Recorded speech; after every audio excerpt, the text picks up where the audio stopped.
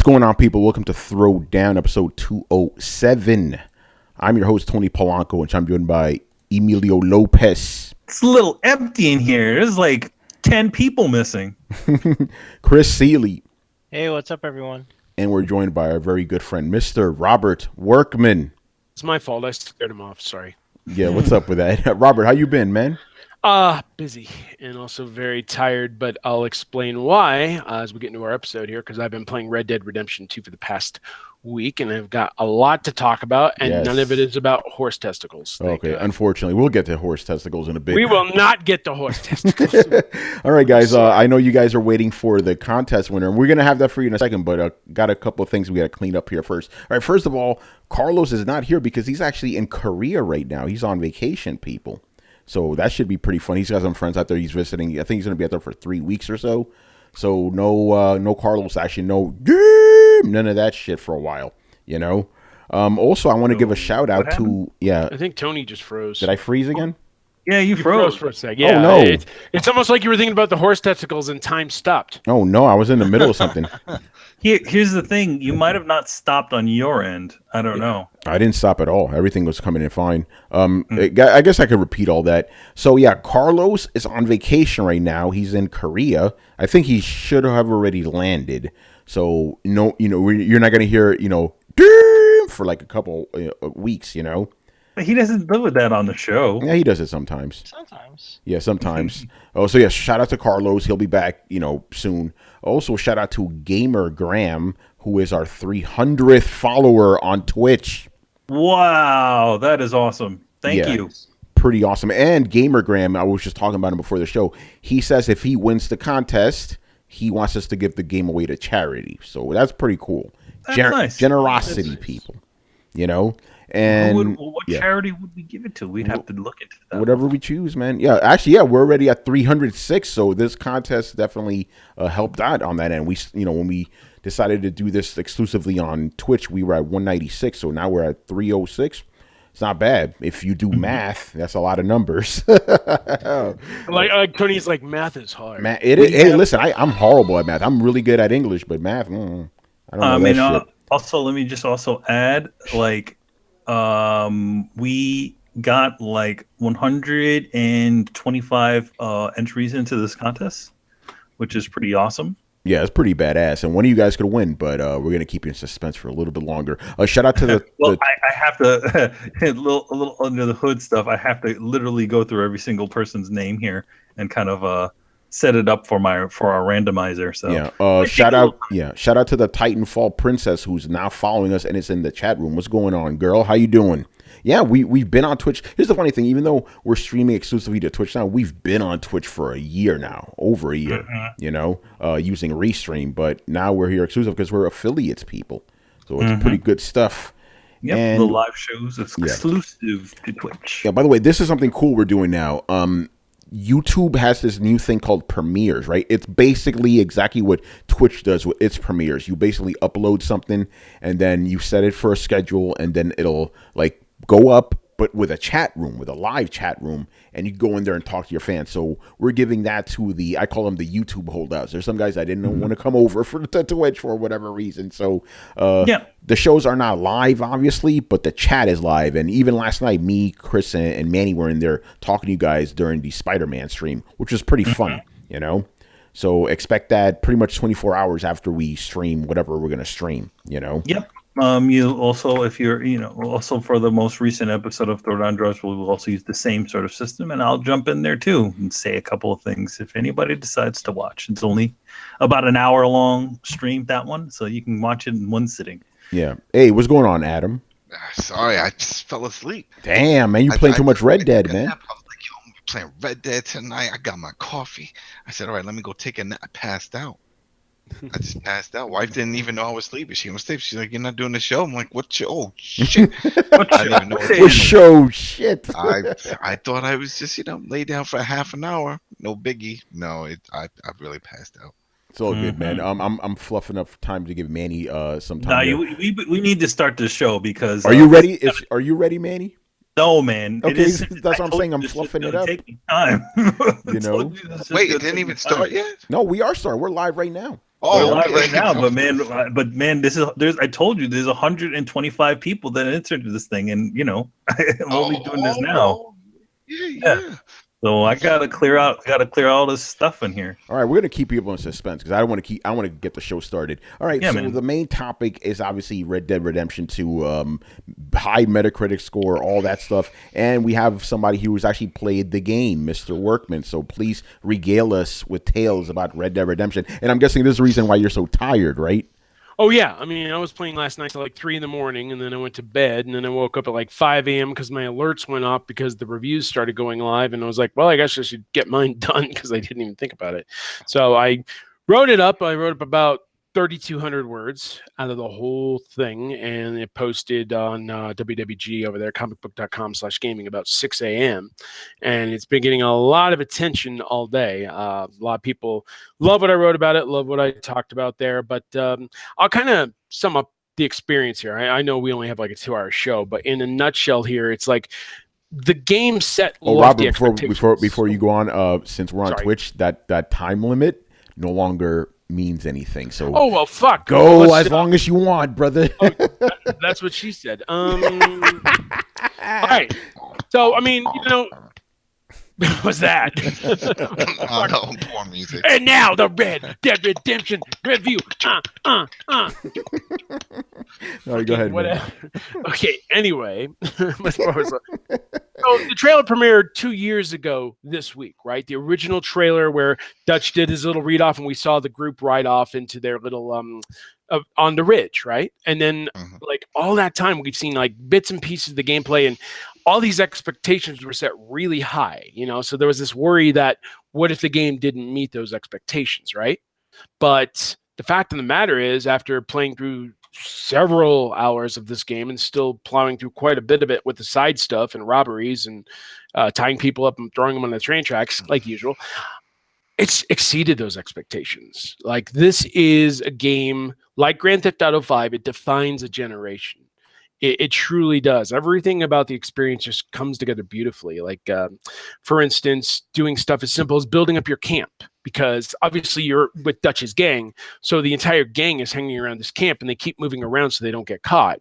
And as you progress through the story, you can actually build stuff out into the camp. Like, you can add more munitions, you can add more medicine, you can add all this different stuff, and you can really progress it, and you can really get everybody else involved. And that's a cool thing about the story. We originally thought, well, this is just going to tell John Marston's story, but it's not. It's more about the gang and John Marston, which I thought was really cool. Are you saying like they implement that whole feature like GTA 5 where you jump in and out of different? No, it's okay. The same. Yeah, you mainly play as Arthur Morgan. That's all I can really say at this point. Okay. I think that's all I've discovered so far. But I mean, Arthur is a great character in himself because he has his own conflicts. He has his own thoughts about like what he wants to do. Like his moral conscience weighs down on him. Like, will he kill a witness? Will he intimidate a witness? The choice is really up to you. But the way it weighs down on him, either being noble or being, a shitty guy, it really adds a great dynamic to the game. Like, will you be outright evil, or will you actually be like this Lone Ranger style dude without the mask? And it's just really something with that. And then on top of that, like, the gameplay really comes together nicely. Like, a lot of the aspects from the original game are captured. Deadeye is back. Aiming is really cool. The cover system still works very well.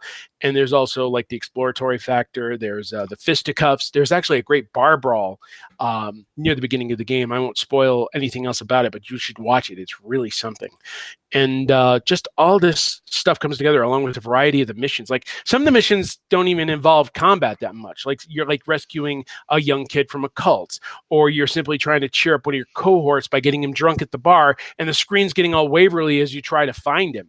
It's like real just, life. yeah, just like Tony at PAX. But all this stuff just really comes together, and the experience in itself is well over 50 hours. I still haven't uncovered all the hidden stuff. I'm still working on it. But I covered the majority of the game, and it was just, I found something new, something compelling to stick to. That's why I was playing till 3 a.m. last night, because I was like, I'll do one more, I'll do one more. And then shit, it's 3 a.m.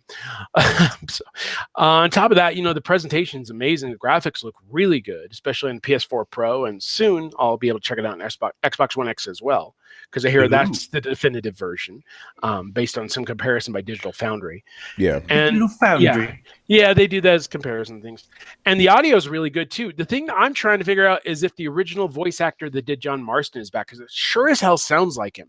I know he retired a few years ago, but I think he came back. Rockstar hasn't confirmed it yet, but I'm pretty sure he's going to say something tomorrow when the game launches. They paid me lots of money to do this, so I came back in. Correct me if I'm wrong, but didn't the original voice actor? Steve Austin impression here. Yeah, the original voice actor. That was like his only acting gig. That's what I remember. I think so. Let's take a look at what his He name did Broadway. is. Remember, we did one episode where we actually were like, "Where is he now?" And he was okay, he did Broadway. Vegas. Yeah, New York, a wonderful town. The grass is green and the battery's down. Well, I mean, yeah, he was basically John Marston in the Red Dead Redemption and Undead Nightmare, and I think he did something for codename Cygnus as Lazarus. Interesting. Yeah, They call me Lazarus. Cuckoo Kachoo. I'm the greatest. I'm gonna kick your butt. Okay, so Wiki said he did come back for Red Dead 2, so it sounds like it. But the voice acting in general is really good. This time around, they didn't really get that many big name actors. In fact, the only real big name actor I came across was Graham Greene, who was in like Dances with Wolves and Maverick as the Indian, and it was just really nuts, because normally in games like this, they usually go with bigger names. I guess Rockstar kind of backed off on that because they were burned with like Grand Theft Auto Vice City or whatever. I don't know what it was. Well, I don't know if it was Burn, but remember that whole issue with Nico?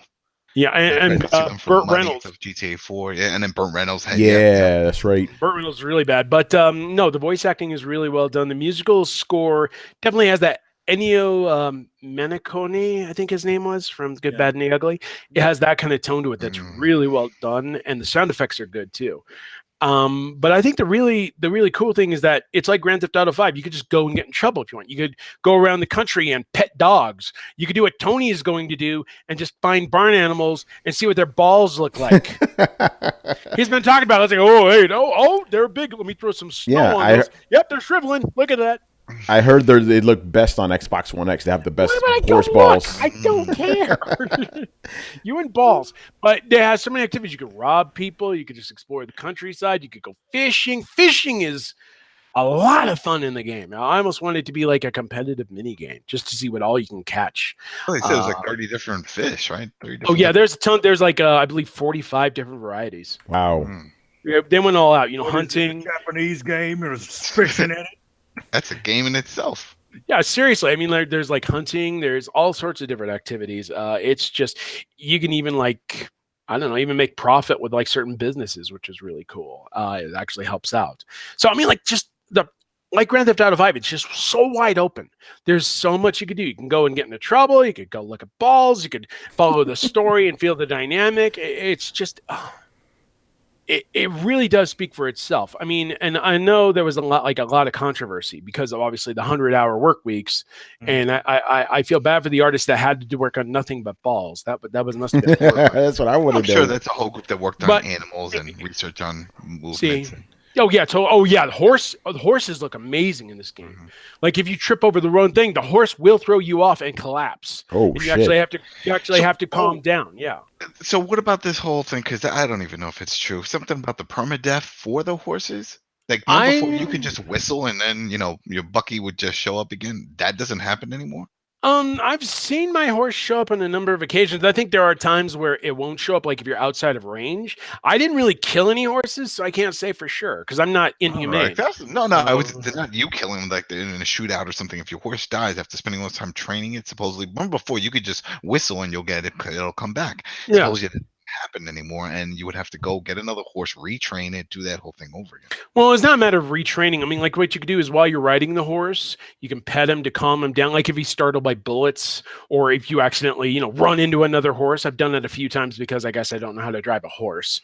I've also you can also brush the horse. If it gets dirty, you can walk it through water, take good care of it. And like the more you take care of the horse, the more things open up. Like you can do sudden stops with the horse. It leaps higher. I mean, there are a number of different abilities that you can unlock with the horse. The more that you take care of your actual horse. So there's a better bonding there, which I thought was really cool. And Tony, don't take that the wrong way, please. When I say bonding, I mean like in a take care of your horse. Well, that's what I figured. See, your mind went dirty. I'm just looking. Yours. I'm just looking. Hey, listen, I'm just looking at the horse balls. I don't want to do anything else with that animal. You know. Okay, that's do you understand that's how it starts? Oh God. Okay, you know what? You've gone and just ruined the horse. By the way, Robert, if you don't mind, there's a couple questions for you in the chat. Hit me. Comments and questions. So the first one is from Roach Smoke. He says, "I saw a lot of people say bad things about the repetitive gameplay and mission structures, but they still gave it 10s. What do you say about that?" What it is, I mean, they're similar in nature to Red Dead Redemption. You ride around on this map, and it takes a while to ride because there is no like quick travel thing. So you set up the destination on the map with a waypoint, and then you just follow that route. But the interesting thing is along the way, a lot of stuff can happen. You could have bandits come out and try to ambush you. You could have some idiot try to steal your horse, and you shoot him before he tries to get away. You could have a woman who's trapped underneath a horse, and you need to help her out. Wait. You said no fast travel? They had it in the last one. Remember? I don't think I've unlocked it yet. Like you can get a faster vehicle, but you still travel across the countryside. So I mean, there's not like Far Cry 2 and bing, I'm back at my destination. You actually have to ride around. Before, remember, there was the stagecoach. You can go and you get. And you can do the train. You can do this train station to travel from town to town, but you still do a lot of traveling via horse and via vehicles. So I mean, there's still. I mean, and it really is a great way to explore and to see. Oh, I'm sure, but after a while, map. But seeing this massive map is still impressive, and you see so many sights. I mean, I really love riding at night, and the whole sky is like starry. I love that. I mean, I know some people will be like, "Are we there yet? Are we there yet?" Because they're impatient, but. I mean, this game adds so much that you could do outside of that I really didn't mind the travel. I really didn't mind looking around. Some people might, but I enjoyed it. Nice. I don't know if you probably can't answer this one. How much John Marston is in the game? He's in a good amount. I can't give an exact time because I didn't time it, but he's in it a good portion. So there, I'll say that. Yeah, Roach Smoke also. John Marston's in the game. Yeah. Oh, by the way, that was. I'm in the game, you son of a bitch. Yeah, that was Violence and Empathy. And Roach Smoke asked, I don't know if you can answer this one either. How long is the main story? I'm still finding some with side missions and everything like that. It adds up to between 50 to 60 hours. Oh wow! And you can actually keep track. You can keep track of your progress because anytime you can pause the game and you can take a look at your progress, and it tells you a percentage. And that's the surprising thing. Like, I think the first night I was playing it for like 9-10 hours and everything, and I think I was only at 11%. Wow. I mean, that's how deep this game flipping is. It'll take a while to 100% this. You may have 100% Spider-Man in a week, but this will take a month. About.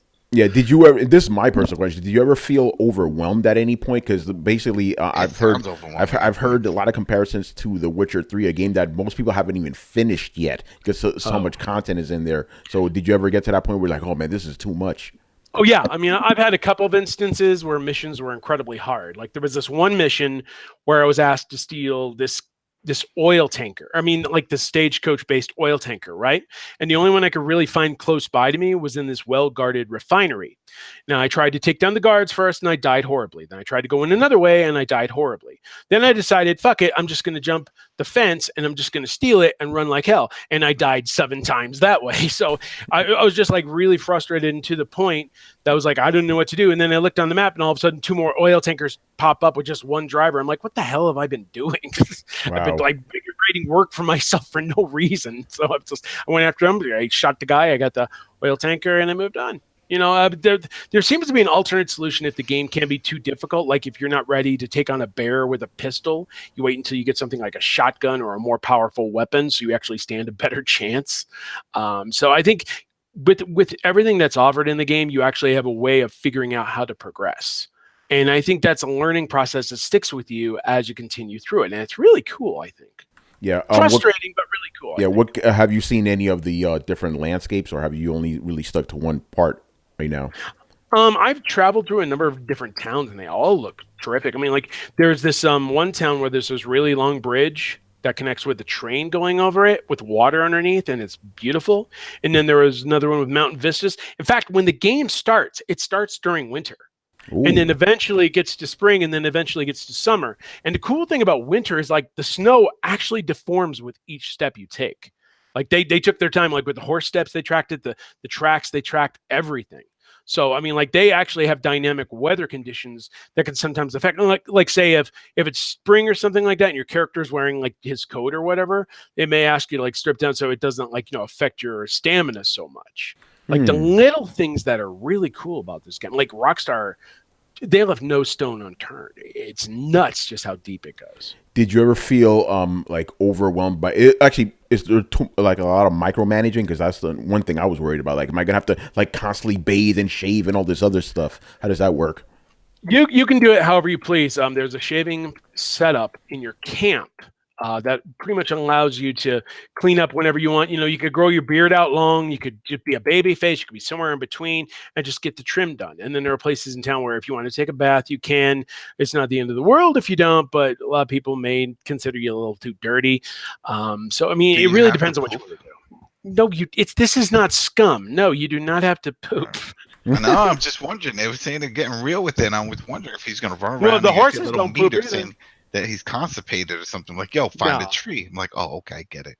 But this Go in isn't a Blazing bush. Saddles where the beans have an effect, unfortunately.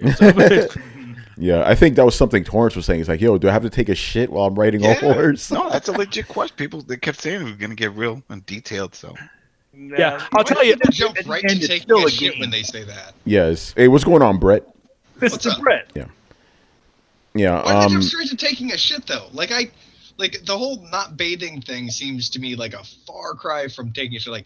Like oh man, I have to bathe and shave. Next thing you know, I'm gonna have to be taking a shit. Like, well, no, because two of those things are like directly related to your appearance, which can be directly related to the idea of a charisma modifier.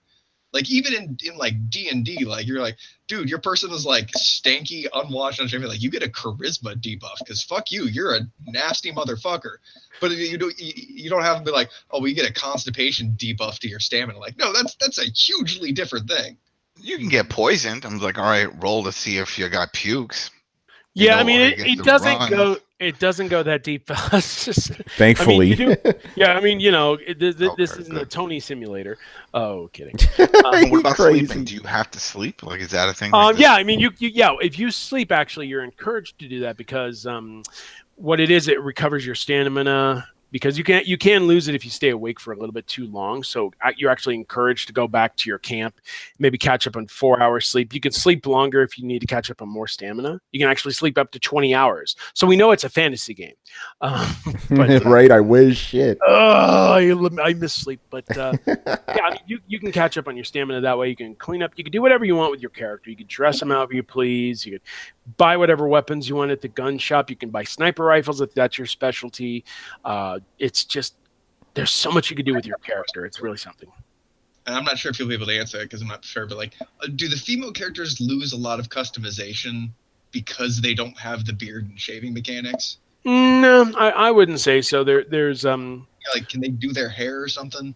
no, I don't think you could do their hair, but I mean, Is there a female character option in this game? When you're only I don't playing think one so. guy. No, it's not Assassin's Creed Odyssey. The main focus is on Arthur Morgan. There are female characters in the game, and you can help them out at the camp, but this is really about Arthur taking care of Arthur. Yeah, no, I'm thinking of like GTA Online, not GTA. Really? What the hell? Yeah, well, I'm thinking for Red Dead Online. Like, I'm wondering if Red Dead Online is going to have the same beard growing mechanics, or if you'll just be They're allowed. probably not going to do anything extensive like that on the online version, dude. Yeah, they'll I probably. mean, when Red Dead Online rolls around, we'll probably see more customization options available because I know when they do the beta, they'll have that thing wide open. I mean, I already unlocked a number of options with the Ultimate Edition of the game that are going to be available. So it's going to be really nice. Nice. Shout out to Agent Redshirt for hosting us, man. Anyway, any last thoughts, Robert, on the game? You know what? I'm just really stunned at how deep the single player experience is. It's just an incredible amount of fun and an incredible amount of learning. But I mean, just the way it engulfs you. I mean, you'll forget you're playing for hours at a time. You're going to be so dug into this experience. And those people worried that things might get a little mundane. There are things that get slightly repetitive, like riding around, but you can do certain things to improve. You can go off the beaten trail and you could hunt rabbits. You don't even have to get off your horse to shoot them. You can run over rabbits with your horse. Oh, wow. Like, they'll stomp the shit out of rabbits. It's brutal. But and then like I said, you could go and you could pet dogs, and there's actually something gratifying about good boy, that sort of Speaking of gratification, what kind of parties do you have at the saloon? Well, like I said, there's this one incident where you have to take care of your buddy who's kind of feeling, his morale's been struck because something happened with the gang. So, I mean, I think that's probably the craziest the debauchery gets. This isn't hot coffee, but I mean, there is, you can get drunk. You can get drunk in the game because you can get whiskey. And I'll tell you this, I think probably that's when you get drunk. That was pretty cool. Oh yeah, I think one of my favorite moments is getting drunk and then singing with everybody around a campfire. Nice. That's awesome. Yeah. So, I mean, this game just offers so many opportunities. I'm going to dig back in like over the weekend. I'm going to get some sleep, and then I'm going to dig back in over the weekend because I got to do that. Yeah, Robert, everything you told me right now convinced me that I did the right thing by not playing this game before the show started, because I would have just I don't want to do this show now. I just want to play this game. That sounds amazing, man. It really does. Like I said, I think this game defines this generation. I mean, we've seen a ton of great games this year, like stuff like Dead Cells, Assassin's Creed Odyssey, Shadow of the Colossus, God of War, Spider-Man. We've already seen these games that absolutely amaze in every turn and corner. But then you have Red Dead Redemption 2, and you take a look, and I'm like, wow. I mean, it's like these previous games nailed the open world experience their own way. But when you take a look at the depth that Red Dead Redemption 2 provides, you're in awe. It really is something. Now, there is kind of going a little overboard with its hype. There was an EGM review that went up earlier today. EGM is still around. Yeah. The they're still around. And they posted a review saying, like, this is the rootinest, tootinest, shootinest game around. And if you don't get this game, then you're either not a gamer or you're in a coma. That's what the reviewer said. And boy, did he set people off. I'm like, look, not everybody can get Red Dead Redemption 2 at launch. Not everybody has $60 lying around. Some people want to play Castlevania Requiem instead. Some people are still trying to get through Assassin's Creed Odyssey. Not everybody's going to get us, our Red Dead Redemption at launch. And I'm saying you should definitely check the experience out, but don't, strain yourself where you're eating mac and cheese or baked beans all weekend to do it. Make sure you're comfortable enough to afford the game, but definitely add it to your collection. But this guy was just saying, if you don't have this game, well, fuck you. You're not a gamer. Okay, then what about Nintendo Switch owners? What about PC owners? Yeah, that's a good point. Yeah, they shouldn't be saying stuff like that. Yeah, maybe they're taking too literally. Maybe he's just trying. What happened, Brett? I said I'll challenge that right now, and I actually, as a legitimate question, convince me that I'm wrong. I'm just planning on playing Assassin's Creed because I got a lot of work to do. I'm just going to play Assassin's Creed until Fallout comes out, and then I'll play Fallout 76 probably through the end of the year, and then sometime after the beginning of the year, I'm gonna pick up and play Red Dead. Like, what the fuck is wrong with that? Well, I'll tell you what, there's nothing wrong with that. I mean, we do have a lot of games that are going to keep us busy. I mean, I'm probably going to be busy over the next few weeks between Spyro, Fallout, Battlefield, and the little, obviously preparing for Smash. So I may take a break from Red Dead for a little bit to dig into those games, and then I'll come back later. But one aspect you're forgetting about is Red Dead Online. It's going to be entering beta in November, and I guarantee you that it's going to last. It's going to be like Grand Theft Auto Online. They're going to add stuff every week. They're going to have possible new horses, events, bounties. Who knows? Maybe online shootouts. That's just dreaming. I told these guys I was thinking about waiting until Red Dead Online comes out because I like to play, and maybe you'll understand this. If I'm gonna grind or just do mundane, like riding around, getting into trouble kind of thing, I'd rather do it on an online character where my progress is going to match against other people than to do it on my main story character. That's just me, though. And like I said, it's a game that I think will stand the test of time. I actually said I hope that years from now this game will reach the 100 million sales point that Grand Theft Auto 5 is getting close to. And if Red Dead Online has that long-lasting aspect, I don't see why they can't meet that goal. Isn't it about to break the goal of like the best reviewed game ever because it has like 38 perfect scores around the world? I think it's like 97 out of 100 on Metacritic. Look at that. Yeah, it's really nuts. So, I mean, with that long-lasting appeal, I wouldn't be surprised, like, years from now when we get to PlayStation 5 and the Xbox 2, I guess, whatever the hell they call it. Yeah, right. We're gonna get an enhanced version of this. I would not be surprised if we saw something like that to continue the sales streak like Grand Theft Auto 5 did. And one other thing I should mention, anytime in the game you could play between first person and third person. I love that it got added in the very Adam, beginning. that's for you right there, man. Yeah. I love that's in there and not waiting till later on. They added it. I mean, first person is a little weird when you're like, walking around drunk or whatever, but I prefer third person myself. But I know some people, you can just press in the little thing and all of a sudden you're switching between perspective. You have first person, you have close third person, then you have distant third person. So there's something here for everyone. Yeah, exactly. That's good. Yeah. Because really awesome. Yeah, because how there's some games like the third person is way too close. So I'm glad they actually give you the option to pull it back if you need to. That's great. By the way, I find it kind of interesting that you said that this is like a generation defining game, and that's not too far off because I remember ever since last year when the really really big games started dropping, people were like, "Oh, this is game of the year. This is going to be game of the generation," and everybody at the end was like, "But don't forget about Red Dead. Don't forget about Red Dead." That always happened, I know. This game was so compared to it built up such a level of hype that you were wondering if it was going to meet that hype. I mean, we've seen Rockstar games in the past that have been hyped up like crazy and then underperformed, like Max Payne 3, which we talked about before the show. Yeah. I love Max Payne 3, but not everybody was crazy about it because it was done more by Rockstar and not Remedy. But I still enjoyed it. But I mean, Red Dead 2, this was a tremendous gamble. Like if this game bombed, Rockstar would just be back to Grand Theft Auto and we'd never see Red Dead again. But with the work that they put into it, with all these great reviews, with the level of pre-orders, we're probably going to see record sales like this weekend, beating the shit out of Black Ops 4. Oh, yeah, that's a good point. Yeah, I mean, it's going to be insane. By the end of the year, I would not be surprised if we were sitting at 10 to 12 million copies sold. Wow. Now, I mean, it's nuts. Go ahead. Does Red Dead feel like, this is my big question, does Red Dead feel like Grand Theft Auto now? No, it still maintains its proper feel. Like shootouts, it still feels like the original Red Dead, and the Deadeye ability is great once you get it charged up. It works just like the classic game.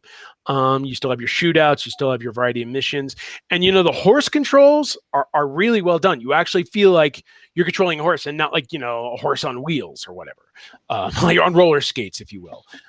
It actually feels, and like I said, you could do things like you could run into somebody and your horse knocks you down. I've done that a couple of times. So it's funny as hell. But you could control a stagecoach and you realize how much slower it is because the horses have so much more weight to carry. I kind of learned this when I was trying to steal that oil tanker. There's like each little aspect of the game feels like more like Red Dead and not Grand Theft Auto. I think the only thing they have in common is the open world structure with all the missions and all the stuff you could do, but the settings are completely different and the gameplay feels like its own experience, just like Red Dead 1 did. How about some of the recurring towns like Armadillo and stuff? Do they look like, can you tell the difference? Like, wow, all right, I know this is the same town previous one, but wow, look at the detail. I'd say they're a lot differently. I visited several towns. Two stand out for me.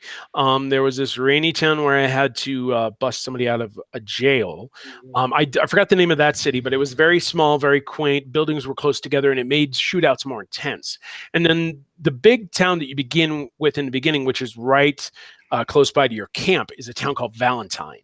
And it looks like it was built like straight out of The Good, the Bad, and the Ugly, or one of those older westerns. It looks like an authentic town, complete with a stable, complete with a little sheriff's office, a little bank, a little gun store, saloons. It's driving with life. I mean, like each of the towns within the games are dynamically built. Like I said, there are little things too. Like there's that bridge with the train, and I know I was crossing that bridge. I'm like, at one point in the game, I'll bet I'll have to save somebody from this bridge and dodge a train. And sure enough, that happened. It was just really something. So I mean, just the way this world is built is remarkable. And I'll tell you this, there are some towns you kind of want to avoid if you have a huge bounty until you can afford to pay it off. Oh, wow. By the way, quickly, I want to say what's up to Mr. Charles Singletary, who's in the chat right now. He thought Adam was hated greatness because of his avatar. That is not hated. Oh, man. He goes, I'm cautiously hype. I just want to explore and relax crazy enough. That's fine. I mean, Robert, how's that? Like, because that's what I kind of want to do. I just want to explore the giant world and get lost in it. I can still do that, right? Yeah. There are tons of opportunities to do that. Like I said, you can go fishing all day, and it's actually a lot of, until you run out of bait, and you have to get more bait, obviously. But you could fish, you could go hunting in the mountains, you could go searching for hidden stuff. I think there's like some gold somewhere. I'm still trying to find it. So, I mean, there's a lot. You could buy a map and find treasures if you want to do it that way. You can save people in peril. You can, rob people. If you want to build up your money, you can put on it like a little bandana. You get your pistol and rob them. You could go on a killing spree, although that would probably get the attention of the bounty hunters. You can play this game however you please. The single player story has a lot of structure at the beginning that you kind of have to follow before you get to your first real camp. But after that, you can pretty much goof off however you please. It's amazing, man. Mm-hmm. All right. I think we're Manny, you good now? Yeah, just a little bit more, and then I got, because there's just a lot of names.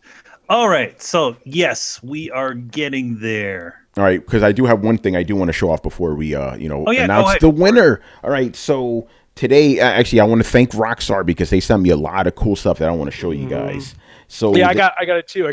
There was this cool barrel candle. Yes, yeah. I'm gonna go through all of that right now. So they sent me obviously a copy of the game, 2 discs in this, people. This is the Ultimate Edition. I'm gonna start off with some of the littler things. So got some keychains here. Robert, you already know all about all this. Oh yeah. So some nice keychains. Really. Also, go ahead. Before you go, I was going to say, I think it's really smart they did the 2 discs thing because they could have easily done the 1 disc and then required 50 gigabytes of downloads. Yes. They had 1 data disc that installs, and then you play off the play disc, which is smart. I love that idea. Yeah, Robert. Charles says, I got a bear sitting in front of me getting room temperature so I can start the game off right. A bear? Yeah, I think he's talking about his dog. He has a big dog. We got a couple stickers here, Rockstar. All right, let's get to the main one, Robert. You already know what this thing is. It's a huge ass barrel. I mean, it's not as cool as the first one had in its collector's edition a candle. That beer. Like he has a beer. You remember the dynamite? Yeah, he has a beer in front of him, not a bear. I'm like, oh, you got a bear, Robert? Charles? Me crush. But yeah, hold on. The bear talks apparently. Yeah, check this out. So it's a barrel. That's this whole thing's a candle. It's made out of wax. Yeah. It's crazy. Nice. It's like the first one had. Yeah, it smells really nice. The first game had one that looked like dynamite, and I wanted to kind of like light that around friends and see what happened. Be like, oh, the Zippo lighter! Show the Zippo lighter. Oh yeah, I'm about to get to that. I didn't open it yet, but yeah, we got the Zippo lighter right here. Yeah. I don't smoke, but it's cool that he gave me this. I know somebody I know somebody in the past who used to smoke. Nah. Yeah. Adam.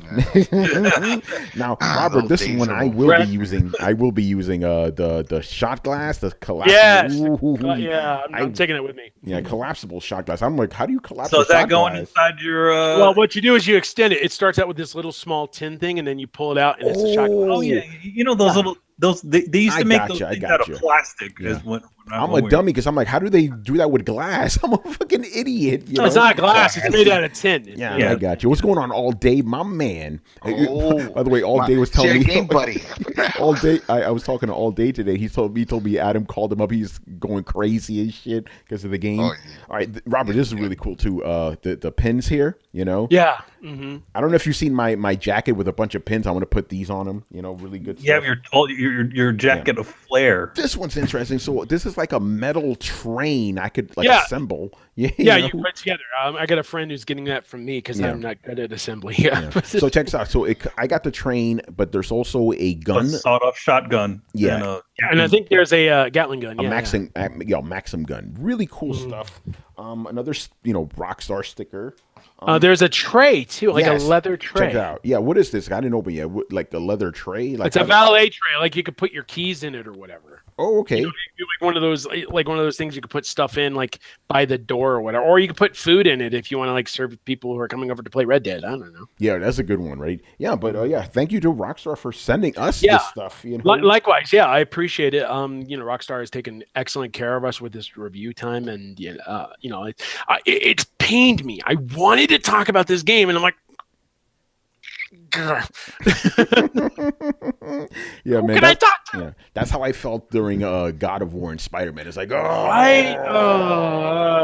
damn. Especially I can say this right now because You guys already play God of War. That specific part, I'll just be a little vague though. When you get Kratos' signature weapon, I was like, oh my God, I could break the internet right now by posting about this, but I had to hold myself. I was like, don't do it, Tony. See, Rockstar was on the hunt for leaks. It was like earlier this week, there was a 23-second gameplay video. Oh, they shut that down within an hour. I did, and it was simple. It was real simple. You pat the horse, you get all pop.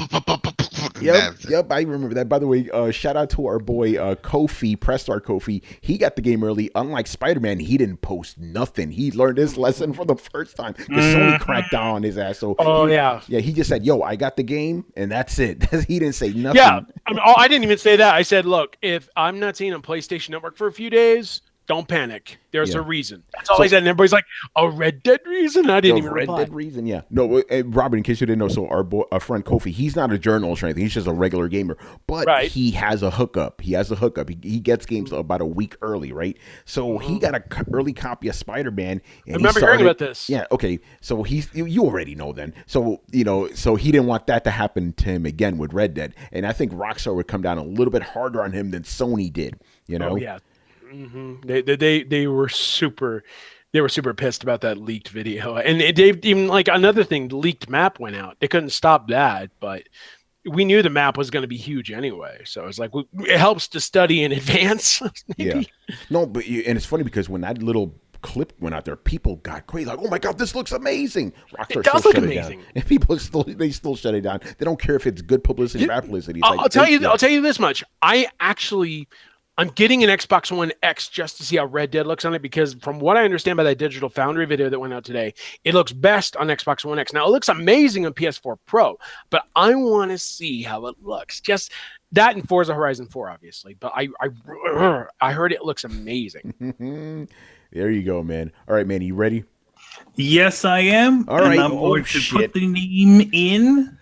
All right, people. So right now we're going to select our winner of Red Dead. You're going to get a free copy for Xbox One or PlayStation 4 digital physical from us out of our pocket to you guys. So who won? I did. Robert won. The name is I won. Spooky Brendan. Spooky Brendan. All right. Congratulations to you, Spooky man. Brendan 46297981. Now let's look at, I also did not put their comment on here, so let's just see what is their favorite Rockstar game. Yeah, what is it? And while you're doing that, what's going on, Bruno Gio? He goes, Kofi said that today on the podcast that Rockstar actually hit him up via his Twitter DMs. They're like, where'd you get that from? Yeah. Grandma gave it to me. There was a Walmart. That's all I remember. Hey, B-Dog, is that you, man? Did you win? Because remember, some people have different names and stuff, Next time we do a concert, we're going to do it right. It's like, what is their Twitch name, too? So, yeah, Spooky Brendan, man. So Brendan won it. Unfortunately, I can't seem to find their comment on here, which is weird. We'll find it, man. Yeah, because the question was, we got a lot of them. A lot of GTA 3s. Okay, he's in the chat with us. Hey, Spooky Brendan, tell us what your favorite Rockstar game was. Tell us what it is, man. And also hit me up on Twitter. I'll give you the name here. It's Bully. Bully, okay. Bully's a good game. Yeah. That's a good choice. That is definitely a good choice. And I keep hearing we're getting a sequel someday. Yeah, I heard about that. What's your take on that, Robert? I would love to see a sequel to Bully. I heard about they're doing voice casting or whatever, but it's gonna be a while because obviously they're gonna do probably the 5-year thing that they did with Grand Theft Auto. They're gonna ride out Red Dead's success and let it go, and then we won't see Grand Theft Auto 6. I'd like to see Rockstar make a new game. As much as I like sequels, I want to see a new Ani because I remember that on PlayStation 2. Oh well, that's not Rockstar. Rockstar did release that. Oh, they that's published Bungie. it, right? Yeah, that's Bungie. Yeah, Bungie made it, but Rockstar published it, so it is a Rockstar. Bungie has to make the new game. Man, I'm so glad this dude was in the chat because sometimes we have to track winners, which is so annoying. I'm glad he was here. So yeah, hit me up on Twitter right now. I'll get your information, bro. I'll send you that ASAP. Ooh, good shit. Congratulations to you, man, and thank you for the support. Yeah, you're gonna love it. And I'll tell you this, it's not often you see a Wild West game explode. I think the last real favorite Wild West game I had, besides Red Dead 1, obviously, was Gun. Gun, If you remember that. Gun by Neversoft. I did like that game, man. Yeah, I thought that was a really good game, and they were supposed to get a sequel, and we never did. I liked the original Red Dead. Yeah. Red Revolver, yeah. Right, I said I loved the original Red Dead. I just want to give a shout out to Gun, and I also want to give a shout out to Sunset Riders. Oh, nice. Old school. Arcade. Old school. There you go. See, Robert Run to knows, stay man. alive. Exactly, man. That's why we have him on the show. Yeah, see, Charles knows too, man. Sunset Riders for life, man. All right, man. Let's move on here. We got some gaming news to go through. By the way, people really like the review, Robert. So thank you for that, man. They like your thoughts. No problem. Awesome. I busted my ass for writing it out. If you want to read more detailed about it, comicbook.com/gaming. Just look up Red Dead Redemption 2. Review will pop right up. I actually did the subtitle more than Marston because, like I said, the observation for this game was that they were going to continue the story of John Marston and how he built up to Red Dead Redemption. And it kind of does that, but it tells really about Dutch's gang. And I think that was a good, fair subtitle. Oh, man, I can't wait. All right, man, let's get into totally different things here. A game that's probably going to show up here, next month. We're going to talk about NPDs, man. So the big winner of September, is there any doubt? Spider-Man. Spider-Man destroyed the competition. He's obviously. the man with the plan. It's already the third best-selling game of 2018, and That's that insane. was just with 1 month. That's crazy. It's insane. Did they tell how many copies were sold? I don't think I saw that. They didn't say. I know 3 million copies cleared out the first weekend. I think that's what they said initially. So it's a lot, but they didn't say. And I know obviously it's going to keep going because the heist just dropped. The DLC dropped. Yes, this very week. good DLC, by the way. I just finished that the other night. Actually, I streamed the whole thing with Manny, which was pretty awesome. So yeah, let's just go through it. So this is a number. Let's go through all 20 of them. The charts. This is only by numbers though, not by like units sold. Spider-Man was the number 1 game. NBA 2K was number 2. Assassin's Creed Odyssey was number 3. FIFA was number 4. Shadow of the Tomb Raider was number 5. Madden NFL was number 6. Number 7 was Forza Horizon 4. Number 8 is Destiny. Number 9 is Super Mario Party. Number 10, NHL 19. Number 11, I'm very happy about this one, Dragon Quest 11. Number The biggest launch for the series since the DS. Dragon Quest 8. Yes. Yeah. Sorry, go ahead. Yeah, no. I'm glad. Just quickly, because Square Enix was saying future games or localizations will depend on the success of this one. I think we're assured we're going to get more Dragon Quest in the future, and the game hasn't even hit Switch yet. So think about that. All right, we got WWE 2K19, Adam's favorite game of all time. Wait, what number is that on that list? Number 12. Number 12. Brian, this is shocking. Number 13, Grand Theft Auto 5. It dropped down from the top 10. Mm-hmm. We got Mario Kart 8. That's crazy. Number 14, number 15 is Naruto to Boruto. Number 16 is Tom Clancy's Rainbow Six Siege. Number 17, Crash Bandicoot Insane Trilogy. Okay. Number 18, Super Mario Odyssey. You already know. Number 19, Legend of Zelda, another perennial. And number 20, Minecraft. Very interesting month, man. I'm surprised Rainbow Six Siege is still in there. That game is still going strong competitively, but I will want to give a shout out here. Forza Horizon 4 had the best launch in the series. Yeah. Well deserved. I need to get back into racing in that ASAP. Also, with the Siege, they always put it on sale. That's the other thing. I was gonna ask what country it's in. England, right? The new one. Yeah, the new one's in England. Yeah. Since we're talking about it, these are the top best-selling games of the year so far. Far Cry 5 is still number 1. God of War is number 2. Spider-Man, like you said, Robert, number 3. Even though it's only been out for like a month. Monster Hunter World, number 4. NBA 2K, number 5. Madden NFL, number 6. Grand Theft Auto 5, number 7. A game that's been out for 5 years, number 7 best-selling game. Call of Duty World. Oh, wait, what? That's last year's Call of Duty. That's still selling? Yeah, it's still in the top 10 because of all that DLC. That's right. Yeah, DLC just dropped last month. Did you not see like a few months ago that Black Ops 3 got into the top 20 again? Yeah, that's right. Because of that Zombie Chronicles DLC. It was also free. Yeah, Dragon Ball Fighter is number 9 and Mario Kart 8 number 10. So yeah, games are selling, man. So Robert, out of for September, what's your big takeaway? My big takeaway is I'm glad Forza still made an impact because it is pretty much Microsoft's big title for the holiday season, which is kind of a bummer. But by the same token, it's so wide open. It's really impressive. And from what I understand, NBA 2K19 set a record for its series as well. It did very well in terms of sales, even with all the microtransactions, which turned off some people. But I mean, the fact that it dominated and NBA Live 19 didn't even end up in the top 20, I think EA probably needs to consider a new game plan. Just yeah, saying. that's a good point. What's going on with hardware? PlayStation #1 selling, no surprise there.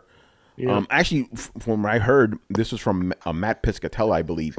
He said that the Xbox One X is the best-selling Xbox SKU out there, which kind of makes sense. Yeah, it makes sense though. $500 is bringing in a lot of money, And it's a powerful system. You might as well, especially with Forza. I'm hearing that thing smokes on Xbox One X.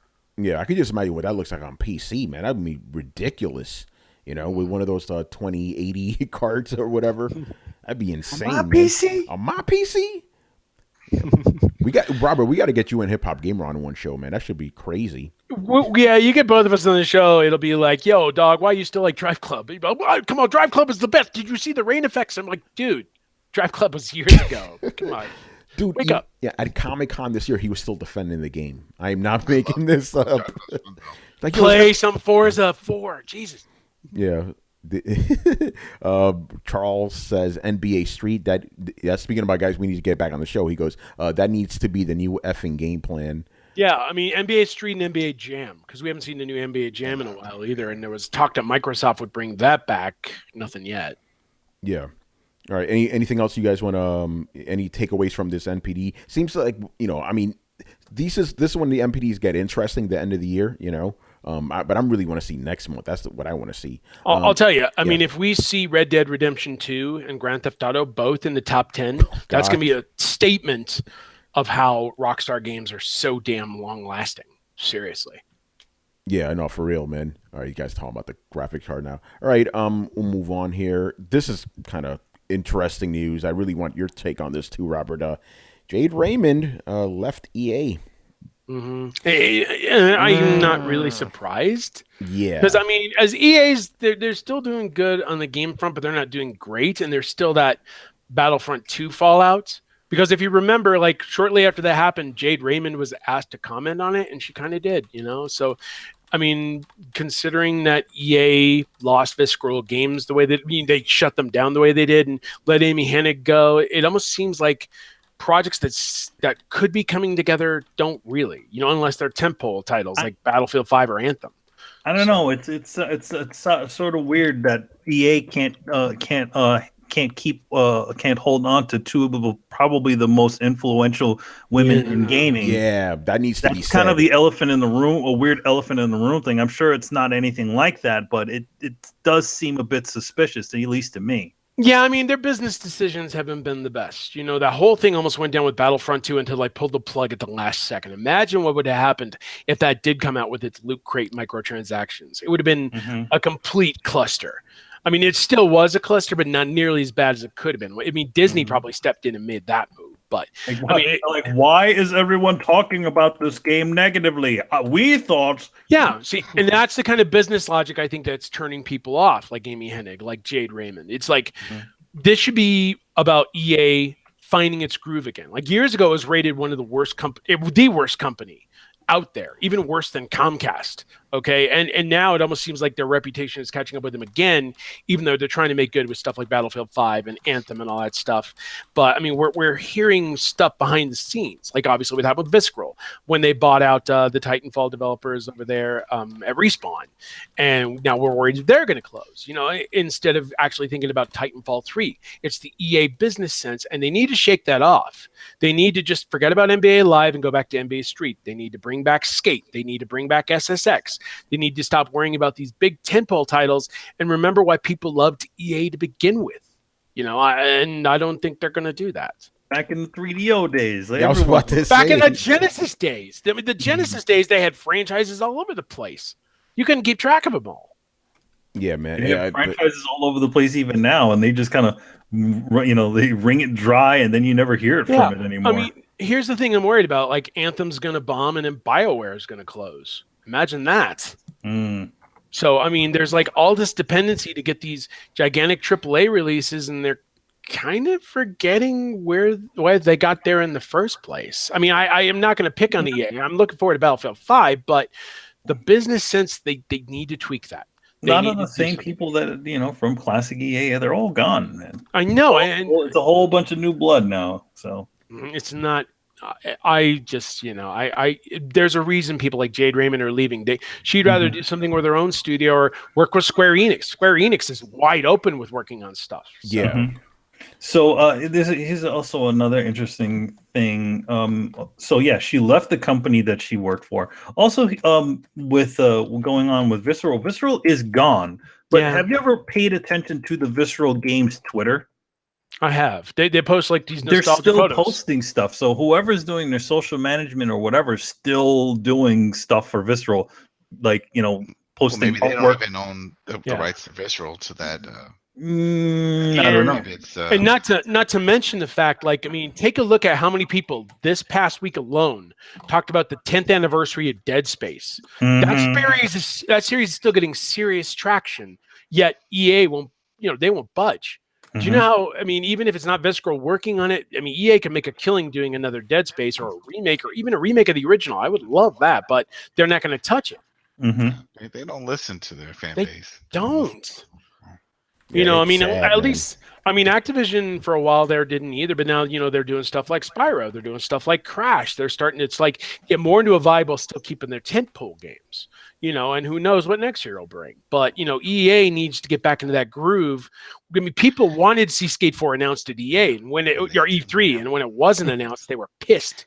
And I thought they were on that track when they did Burnout Paradise. They did the remaster of that. Yeah, so I'm like, oh, okay, they are listening. They're going that direction. And no, because even let's say if they didn't have anything for Skate, at least do a splash screen. Hey, we're working on it. We heard you. Nothing. Just like they did with the Amy Hennig game and the and the Jade Raymond game. They give you a nice splash. Maybe a little documentary saying that they're working on the game, and then not anywhere. Yeah, it's just I don't know. I mean, like I said, I really hope Battlefield 5 succeeds because it sounds like it's got a lot going for it. But it won't. I mean, they really just need to go back. I mean, seriously, what's wrong with giving us a Skate 4? I mean, it can't cost an incredible amount, right? Not like Anthem. Is that company even still around? No, the Black Box. They're gone. Was profitable. They made money. They did. I don't get it. Well, Visceral did too, but then they got turned to Battlefield instead of working on their Dead Space games. And I really thought Battlefield 5 was going to be great. I was like, this is it. Because think about it. It's going to have all the content free, no season pass required for this. It's going to have a Battle Royale mode. Good or bad, doesn't matter. It's in there. It's going to have multiplayer. Of course, the story modes that they have, the war stories, for the price of $60. So if they really market it correctly, they could just mop the floor with Black Ops 4. And nope. Now we find out the Battle Royale is coming out, in March? Yeah, they're pacing it out to avoid blackout is what it is. No. And try not to black out. Now you just put yourself in a hole because someone's comparing the two. And let's say, Battle Royale right now seems to be the hotness. That's what the kids are playing. They're going to be like, well, doesn't that one have it? Yeah, it comes later. I'll get it on sale when it's, later on. I'm not playing that then. Or they say, it's not free? Yeah, I mean, I liked Battlefield 1, so I am curious to see how Battlefield 5 did. But I mean, their business decision, they want to make sure Battle Royale is polished, I guess. We haven't even seen anything aside from the hint with the big circle of fire, have we? Man, I remember these are people that did the Conquest. I'm like, you would think they mastered the whole idea of big maps and big brawls. So I was like, when they would announce that they were doing Battle Royale, I was like, of course you're doing a Battle Royale. Well, I think Criterion, the guys that did Burnout, they're working on a Battle Royale. I think that's the story. Does it have vehicles in it? I have no idea. Does it have burnout cars in it? Sure. That's what's causing the circle of fire when they all explode. That's it. I still want to check it out, but I mean, I definitely see why so many people have their doubts. Isn't that a movie, Circle of Fire? Oh, you mean Reign of Fire with Matthew McConaughey and and then Streets of Fire. Remember with the sledgehammer? Yeah, Streets of Fire. Yeah. That was an awesome movie. Michael Pare, and Rick Moranis. Yeah, he was playing a douche. Yeah, he was a manager, douchey manager of the band. Anyway, I don't know how we went from EA to Rick Moranis. Yeah, I'm but- about to say, because I'm over here trying to get this dude's code. And I'm like, wait, what the fuck are you guys talking about right now? Rick We're talking about Rick Moranis. Yeah. How do we go Fire, from man. Jade Man, Raymond that's to Rick Moranis? What the Why don't fuck? you go back? Why don't you go back to relevant topics like horses' testicles? Yeah, right. Hey, that's relevant, Oh, man. man. By the way, shout out to Big Mike for hosting us, man. Appreciate that, brother. Nice. He Thanks went a into lot. retirement. Yeah, but no, I'm with Manny on this one. Like, how you gonna have like two of the most prominent women in the gaming industry just leave you? And they weren't fired; they left. They left for a reason. That's all I'm saying. And with the Amy Hennig one, she left so long ago. She left around the same time as they closed, her the studio that she was working at down. Yeah. Mm-hmm. And they didn't announce it until months later. So Yeah. By the way, maybe ignorant question: is Motive still around, or is that studio closed now? Moto? Motive is the studio that Jade Oh, Raymond is Motive. heading. No, I mean somebody else took it over. I think it was Samantha Ryan who took it over. Oh, okay. Man, I mean the only thing they worked on was the Star Wars Battlefront 2 story mode. I don't know what they're working on next at all. Yeah, I don't know, man. It's fishy, but I think you're right. The Square Enix, just saying, If she teams up with them and makes a badass game, she can do it. yeah, and they'd be stupid to say no. You know what I'm saying? All right, just give me a second. 'Cause I'm giving my man his code right now. He wanted digitally, so we please the people, man. Of course, that's quick. Now he can play it tonight. Yeah, he wants to play it Well, now, man. tomorrow because it's a 100 gig download. All right, Spooky Brandon, if you're still in there, let me know if it worked. I think we should be good though. Actually, just on your review, I was like, "Fuck it, I'm just gonna buy it anyway." So I went and pre-downloaded it. Oh, It's shit. only taking Nice. 45 I minutes. can't wait. Yeah, no, much. Yo, Brad, now you can't buy yourself some food. You just put yourself in the poorhouse right Mac now. and with that cheese. 60 No, bucks. no, Mac man, and cheese. no, man, Do the it ain't like that. reenactment, eat beans and stuff over a campfire in the backyard with the Time to live like a college I- student. I love a little cushion. Plus, I got a good weekend coming up, so that's one of those things. Like feast or famine as a tattoo artist, man. Like, all right, like I'm gonna buy it now, or I'm gonna buy it later when I'm poor. So I'm just gonna go ahead and buy it now. See, I'm about to put myself in the poorhouse because I'm seriously considering buying that Taco Bell Xbox One X. Oh God. Oh, man. Easy now. I don't like that kind What of. am I gonna do? What am I gonna do? Take 10 attempts and give myself diarrhea, or am I actually gonna pay what it's worth? But that's what I mean. How do you buy like that? Someone has it? On Because you eBay, can't just- yeah, they're selling them on I was eBay gonna like say. crazy. I mean, I'm not gonna buy one of the higher up $1,500 ones. I'm just gonna wait for the bargain and jump probably. I think it's funny that they can change the little sound and go bing. I know. It's like a It's bell. like bong, and I was expecting a chalupa to show up. Dude, yes, that's a subliminal it's- message. You're gonna be eating crazy Taco Bell stuff now. Every time you turn on Xbox, I'm hungry. I want some Taco Bell. Robert, don't I do can it, go- man. I could go for some I diarrhea. went today to try to win, and it didn't work. Oh, I had man. a decent chalupa. That's being There's no generous. such thing as a decent chalupa, especially at Taco Bell. No, well, it's worse. Hey, Chipotle is worse because that place makes me sick. Oh wow. It's bad. It's bad. I do not go to Chipotle. You It's need anyway. some Chipotle away for your undies. Anyway, back to video games. Whoa. Back Throw on down. South Park. You don't remember that, right? Okay, this is the throwdown, not the poop down. Yeah, Thank that's you. exactly. All right, man. Any other thoughts you guys have on Jade Raymond leaving E EA? I think it's for the best. I hope she forms another good studio and kicks ass. I think she will. Yeah. Hope she serves fucking EA. Be like, yeah, you see what I got? Popular game.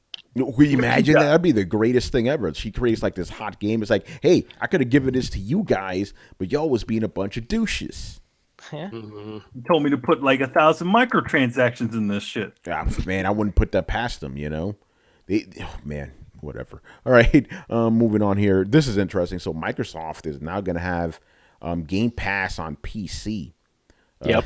Didn't they already say that? Well, I mean, like the Windows PC games, no, they're not compatible with it. They're going to have to introduce a program that has devoted Windows games on it because not all the Xbox One games are going to work on Windows PC.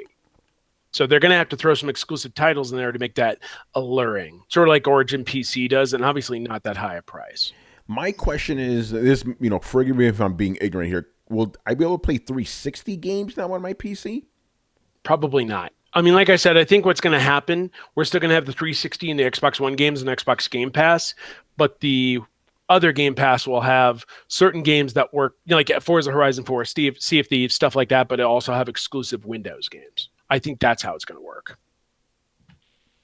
They're going to tell us at XO18 next month when it takes place, like November 10th, I think it was. So we'll probably get more details then. I mean, we're going to get a ton of Xbox stuff and maybe confirmation that Crackdown 3 is finally coming, hopefully. Coming or might not be coming. Coming. Oh, well, they said it's going to be playable at the show, so fingers crossed. For like the first time in years, I guess. Come on, it was like what 2012 they announced that, right? 2013. I think it was 2014. 2014 is when. 2014. Yeah. Well, I mean, anyway, leading on back to the subject, the question I have is: will the Game Pass cover both Windows and Xbox, or were they going to do them separately? Because it's $10 a month on Xbox. So Windows, you want to make sure that you're not charging too high a price, but you also, you want to make a profit off it, off a secondary platform. So the real question is how they're going to price that. We shall see. Did the room just get really quiet? Where's Tony? Because I'm trying to get this dude's code. Okay. You're distracted. I'm like, did you do it on Amazon? I did, but hold on. He's sending it via Friendster. Amazon is being weird about giving me my fucking code right now. So give me a second, brother. Technical difficulties. Yeah. Amazon, come on. That's weird. Yeah, Chris, what's your take on Microsoft and all this other shit? Yeah, Microsoft. Yeah, the Game Pass. Again, I think they should discount if you do dual Game Pass, because like here's the thing, the intersection of PC owners and Xbox owners is probably huge, right? So I wouldn't think they would be like, oh, here's $10 Xbox Game Pass, or you could pay us $20 to have both. I think they'll probably do it heavily discounted, or they may just say $10 for both. I don't know. They might eat the cost because I don't know, if you're paying for Xbox Live and stuff, they may just eat the cost of the PC Game Pass. I think anything for them right now to get people in their ecosystem is good until they have to do two things. They got to get more titles out there, and it's good. Like, okay, people love Forza. I was even like, oh, I want to play Forza, and but like Gears 5, how far away is that? And how far away is the next Halo? How far away is they bought like 20 studios. How far away is anything they're working on for Xbox? And, we don't know. So that's the one thing. And two, I don't know what are you doing with Scarlet? What's going to be the deal with that? I think we're going to get a lot more details at XO18. I think we're going to hear more of a game plan of what they have in 2019. I want to see more I want to see Battletoads gameplay video, because when they announced it earlier this year, everybody was like, Robert. I'm like, yeah, I saw. So, I mean, I want to see that. I want to see if they announced the Banjo-Kazooie game that's rumored, because they said they were making a comeback soon. Obviously, all sorts of stuff can come out of that, but I really want to see what they do with this Game Pass thing to make it profitable while at the same time convenient. That's really important, because look at PlayStation now. It works on PC and PlayStation 4, but it's a pain in the ass to get that subscription done or to keep the service up and running. Yeah, I don't think they have the same problem. Their infrastructure is obviously far different. Yeah. It's superior to what Sony has set up, and they've had longer to do it. All this enterprise stuff, they're known that's their lifeblood. So they didn't rush it at all. I love how they laid out that plan and made it work pretty much perfectly. Sony's still trying to figure out how to change people's names without fucking up their account. We're not charging like $50. Did you hear that discllaimer that they announced? Man. Yeah, that was like, I'm happy with my name. Yeah, I'm happy with .612. Thank you very much. I'm good. Can you imagine Horse that? Testicle 15 it is. Like, I got to change my name, but all the shit I did on PS3, it's gone. It's gone. It's gone. There's no go backs. I lost it all, but now I'm Todd 314. Thanks. Yeah, crazy stuff. Yeah. But yeah, I definitely think, again, I agree with you guys, where it's like that. I think Microsoft already has the infrastructure already set up, so it's going to be I think it'll be a much better experience than PlayStation now. Yeah, and I want to see what they're doing with all these studios, because they're picking up all these studios left and right. They're investing in tech. They're investing in all this stuff. They're setting up for a big swing with the next Xbox. Watch. They'll go and buy the company that makes Sony's current controllers. You know what? Pick up like they did the last time. Yeah, right. Or pick up EA and freaking send them on their heads or something. I don't know. Well, remember that was a rumor almost a year ago. Yeah. It was. I'm just saying, Microsoft, if they made decisions, no, you're bringing back Skate. No, you're bringing back Skate. Well, Microsoft has Session that they picked up. Remember that Kickstarter one? Yeah, and that actually looks pretty good too. It's just so hard. So hard. You got to use both sticks, and it's like one stick is a foot. Remember when the first time you played Skate after you played Tony Hawk's? No Pro issues Skater? Like, with what that. the fuck are we doing? I was used to the flick because remember they started doing the flick for all the sport games, all trick moves. So I was like, oh, I get it. I got to keep playing with the right stick. It's all about the right stick. I still think they could figure out something to make it work. So, Tony. Man, I'm fucking busy, motherfucker. Yo, let's not do a show or nothing. Yo, man, we got a show to run. Hey, aren't you the co-host, motherfucker? Co-host. All right, I got it. I'll be. He dipped. I'll tell you what.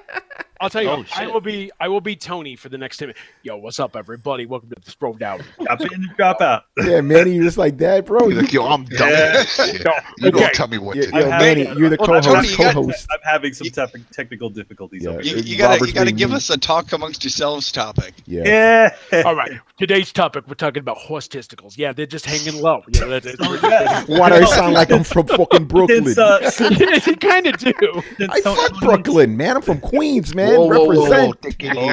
Sorry, there. I'm sorry, you're from Queens. I don't talk like that. You know, we don't talk like we have marbles in our mouths. No. All right, sorry. Tony is. Let me adjust a little bit here. He's the one that's been hunting us like a dog. Like I don't talk like that, bro. I didn't say you were from Boston or anything. Oh man! All right, now maybe if you talked more, I would have to do that. Right. Maybe if I wasn't busy trying to give our fan a fucking code. He can wait till after the show. Yeah, well, because Carlos usually handles that. But what's the issue that you're having? Because usually once you get it, they put it in your library. No, you know what it was? Yeah, what was going on? This thing was telling me that the thing was pending. I'm like, what the fuck you mean pending? That my credit card's fine. I guess it needed to wait a while. There he goes. It worked. Fantastic. Bam. You're welcome. Good shit. Enjoy the game, brother. Enjoy the game. All right. Actually, since you guys brought it up during the middle of it, I'm surprised I didn't have it in the show notes. It's talking about the whole PlayStation ID thing. We talked about it last week, but this is some bullshit. I'm like, when I saw that, I'm like, I'm not going to, I wasn't going to change my name anyway, but I'm like, why would you want to change your name if you could potentially lose everything? Even your trophies? Nah, son. Yeah, that son. Not in my house, Yeah, a payday can cost you everything. Yeah, that's how it works. Sure, whatever. Wouldn't that just be making a new ID? Yeah, you pretty much. So you're gonna pay to do something you can already do for free, pretty much? Well, no. Yeah. Well, each additional time you decide to do it. So the first time it's free. It'll give me $50. Then after that, they charge you.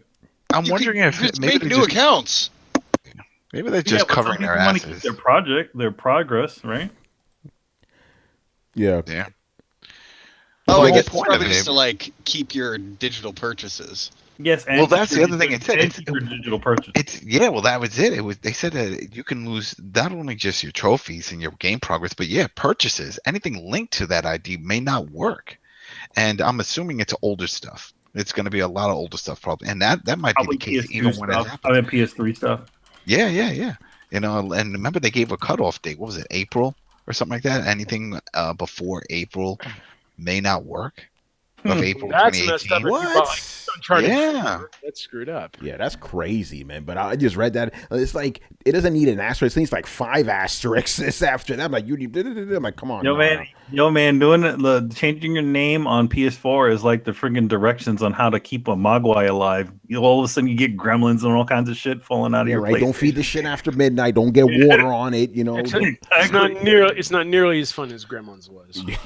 That's right. Great Christmas movie, by the way. And then they said that even certain games may just display your old one.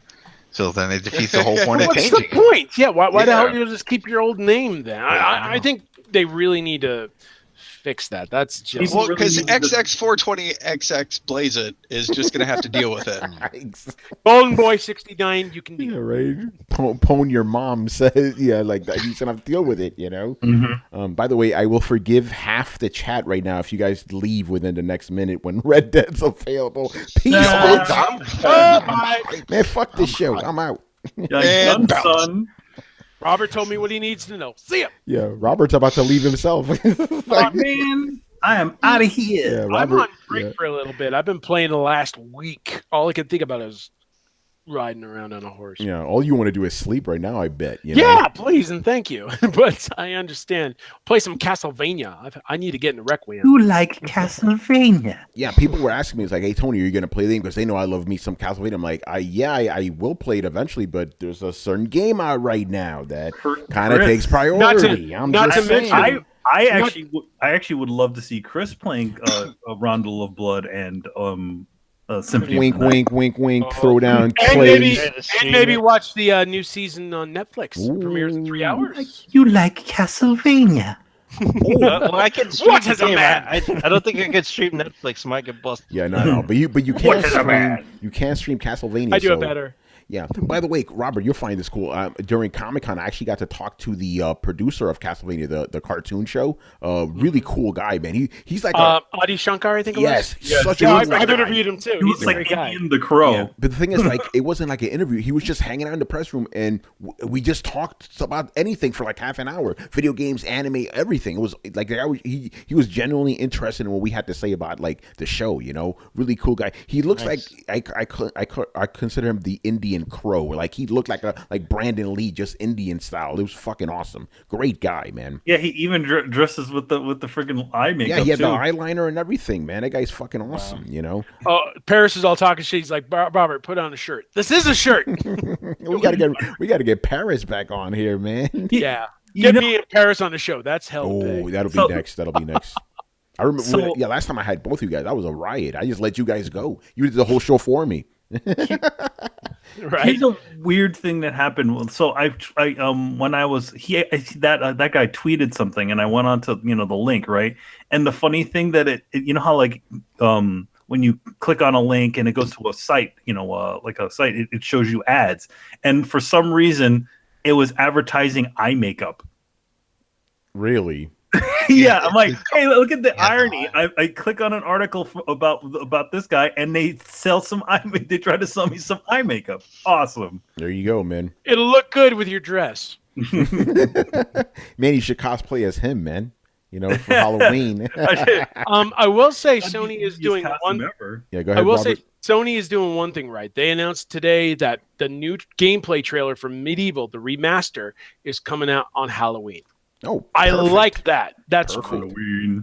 Halloween. This is Halloween. This is Halloween.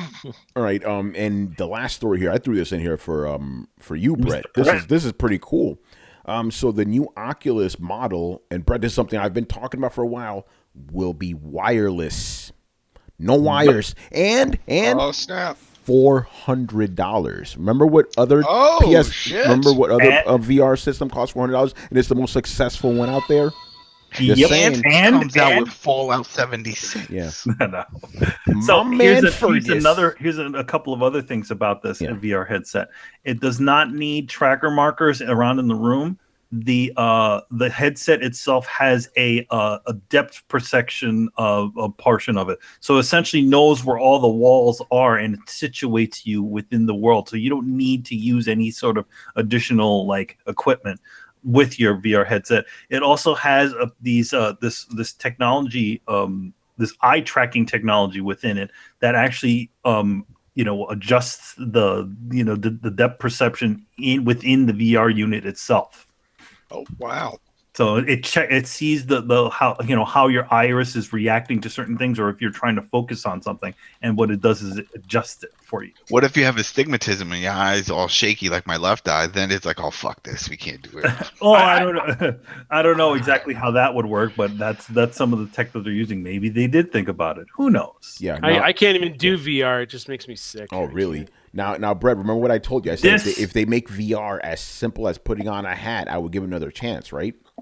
Yeah. And yeah. me not being a disingenuous person, I'm now interested in this because I didn't want to do all that fucking bullshit with the wires and all that. If I could just pop it on my head, I'm down. I'm fucking down. You know.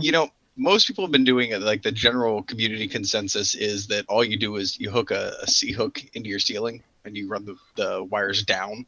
Yeah. And then pretty much you don't have to worry about wires ever getting in your way. You don't even need a fancy swing arm or anything like that. You just drape the wires from the center of your ceiling in your gaming space. Boom, it's like putting on a hat. But wireless will be good. I am excited about it. I'm also excited for the new advancements they've done in resolution and response time and things like that. They've reduced nausea rates, things like that. Like all the things that you're expecting for the version 2. And pretty much I've been saying all along, like this whole thing was a test bed, and it was a successful test bed that showed market interest, and now they need to come out, revise things, and come out with an edition that has more public appeal and is easier to use and has a lot of the kinks worked out. That's what we're looking at here. I'm just really shocked they're coming out with a $400 price point on it. $400 Because that was my other big concern. Here's the thing: they I know why they did it, because they saw how much money Sony was making off of that shit, and they're like, "How come we're not the top selling VR unit? They were the ones that we kicked came it out all off. first with this shit." Exactly. Sony sold over 2 million of these. They want some of that, So I think this is good. And if they succeed in hitting those marks and not, coming out with an $800 headset for some reason, that was what they did last time. But if they actually succeed in hitting those marks, I think you're going to see a lot more integration. Also, here's the other thing: the games have been quietly getting better. They've worked out the kinks. They're not weird, janky VR experiences. That robot game that everybody was talking about, they were talking about because it finally solved the problem of how do you do a third-person platformer in a VR space. And so developers are kind of coming up with really interesting answers, more tailored to the VR space than just making a video game with a headset on. But the cool thing about that is the more games like that, the more mass appeal you get. The more mass appeal you get, the more games then just throw in a VR version. So, Tony, what you're looking for, where you can pop on a hat, leave your PlayStation controller, that's going to be the kind of drag along in the industry. You're going to have immersive, unique VR experiences, but then you're also going to be able to play the next Elder Scrolls in VR. Yeah, it'll probably be, and they'll use it as a way, like it'll be like a DLC, like an additional $20 package upgrades you to the VR enabled version. Yeah, so I think this is good. I think it's going to get more people ahead. The only thing I didn't see is if they had to make any concessions with the technology. That's the only I'm sure they had to put a battery pack on it. Yeah, I'm sure that's pretty much. I doubt that they had. Yeah, they probably just made it more efficient and put a battery on it. Yeah, because the Oculus is is much better than the PSVR, and obviously the HTC blows both of them out the water. But if you get like the middle ground headset for $400, no, I think it'll be like the HTC. Bad. I think it's going to be pretty close to HTC specs. If I haven't checked on it in a while, but yeah, it's supposed to have. Yeah. It's supposed to have really good specs, and this is more about resolution and screen quality. Like you don't have to have a super bright screen; you just have to have a super sharp and responsive screen. And the other stuff that is hooked to it, like the sensors and the light bars or whatever you have, the things that basically enable motion tracking, they can be plugged in. They don't have to be powered by the headset. They just have to have the receivers. So if you think about it in terms of like the PSVR. Like, it doesn't have to run the part that the PlayStation camera does. All it has to do is have a little reflective dot barely putting out a little bit of light or made of a certain material that camera picks up. So really the only thing you're powering is the signal to the source and powering the screen. So it's not really that bad. I mean, you think about it like you put a phone in a Gear VR, and you've probably got yourself 3-4 hours battery life. And if you pack that thing with like 3 phone batteries, you could probably have a good 8 to 12 hour gaming life per session between charges. See, the thing is, though, it's VR. You're going to need to take breaks. There is no way you can probably last even over an hour in VR without becoming like disillusioned. Oh no, yeah, Well, but I don't think that's they're what a lot going to of release IT something to I'm market. not. This isn't Ready Player One. You can't no. live But, there. No, I know, but I know. they're not going to release it with a 4-hour battery life. I But don't think. that's also part of what the eye tracking technology is supposed to alleviate. It's supposed to try to replicate. Oh, okay. That's what it's trying to do. Got it. I was just wondering. Yeah, it's trying to make it tolerable for long gaming periods. Actually, And I was just gonna say, like, if you could get 12 hours out of that thing, and you're only really gonna be playing for 2 or 3 hours at most, that's pretty good, 8 to 12 hours. Oh, So, 8 to 12 but I'm saying no one's gonna be playing 8 to 12 hours. That's my point. That's a good battery life because you're not gonna be playing for that long anyway. You're not the boss of me. You ain't playing that shit for that 8 hours. Get out of here, son.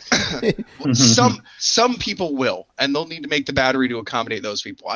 I still think the Switch's battery life is about half as long. I think 4 hours is just not enough. And I think especially in VR, people be like, well, if I forget to charge it one night, then what, I just can't play it the next night? Like, it's not practical. So having an 8-hour battery life means that you don't have to charge it every single time that you fucking use it. And it's also going to accommodate somebody who does just want to do a marathon session. Like, all right, well, just charge it up before you play all day.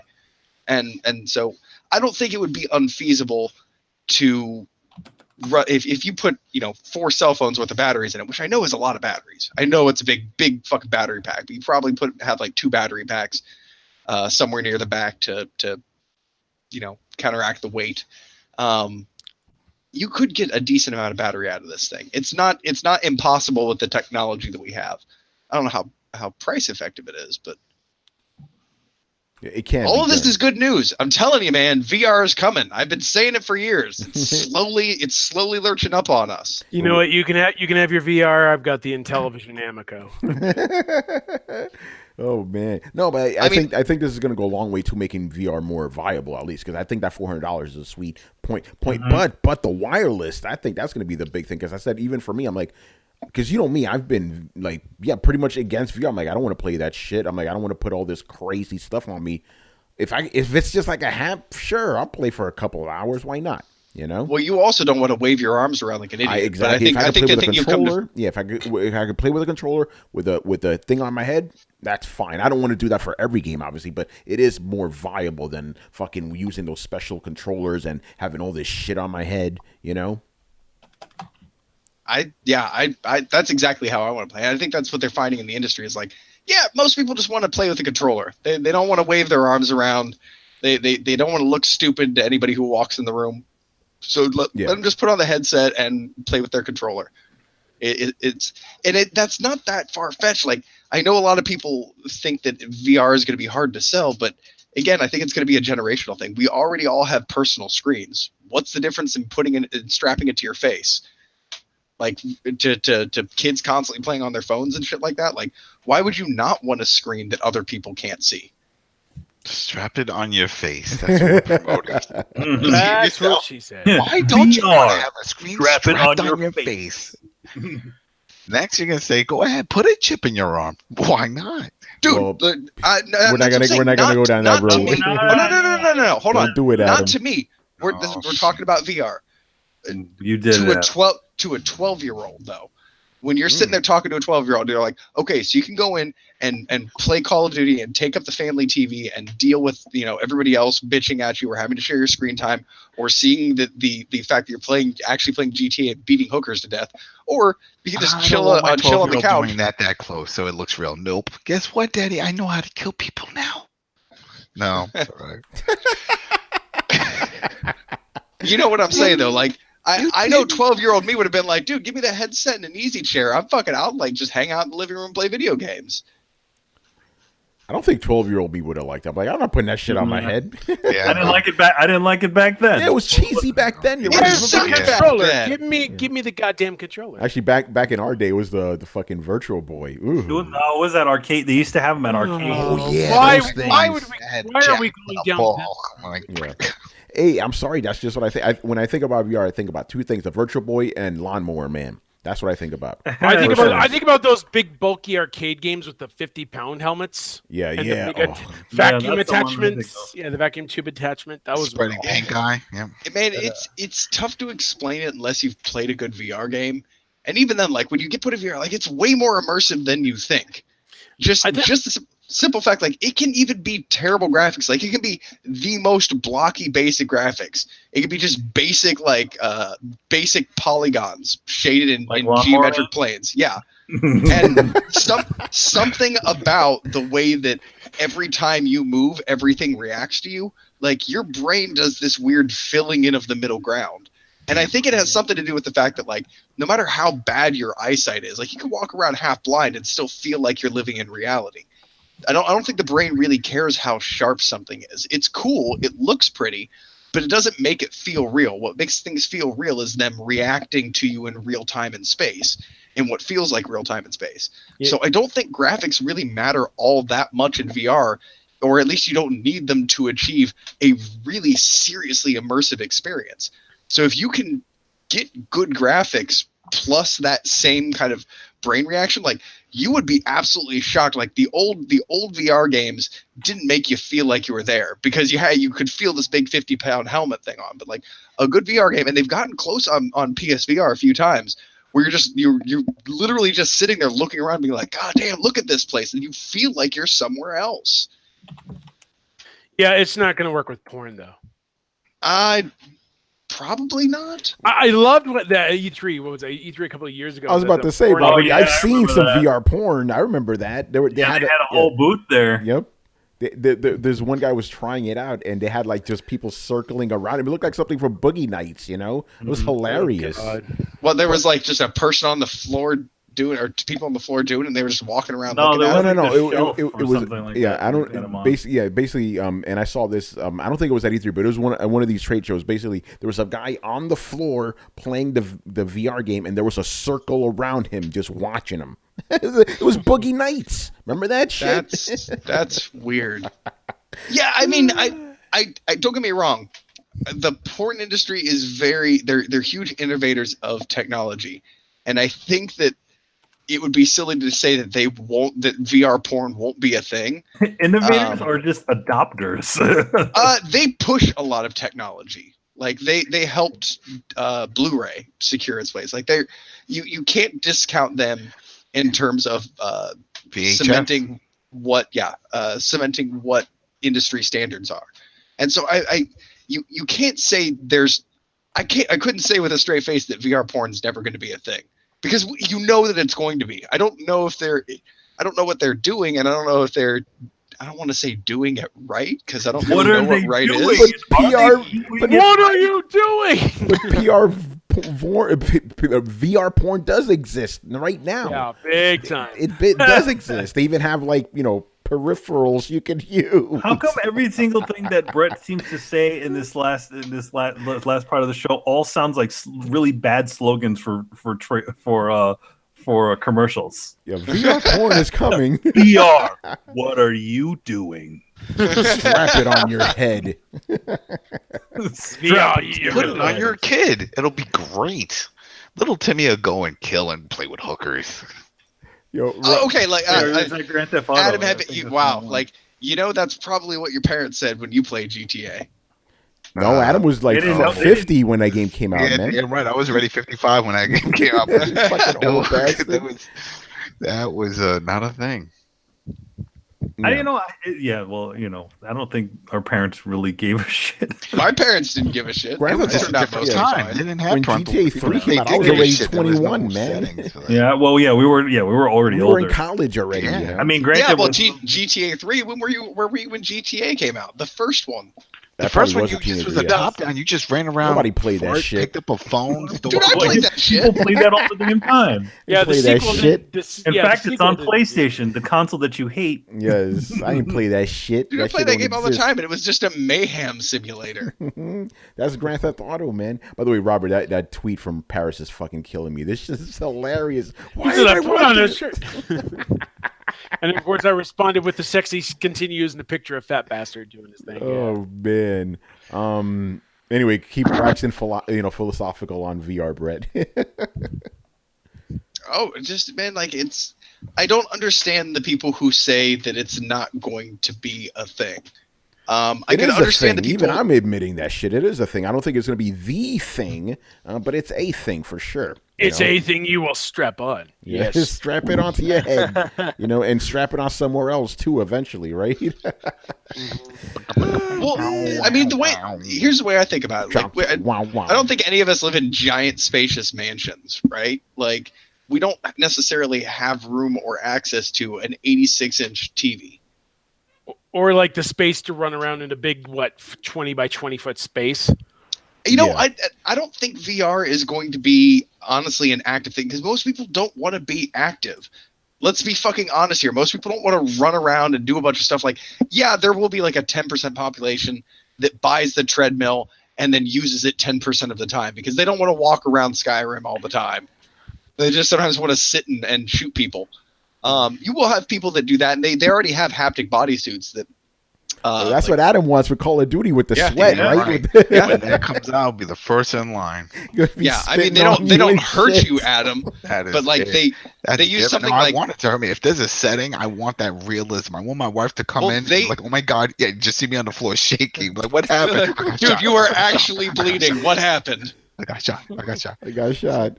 The game actually, like, it injures you. I can't play. I'm veteran. I can't. I'm sorry. Are we talking about that vest? Are we talking about that vest that dumps in your chest? Is that what we're talking about? That's what he wants. He wants the game to hurt him.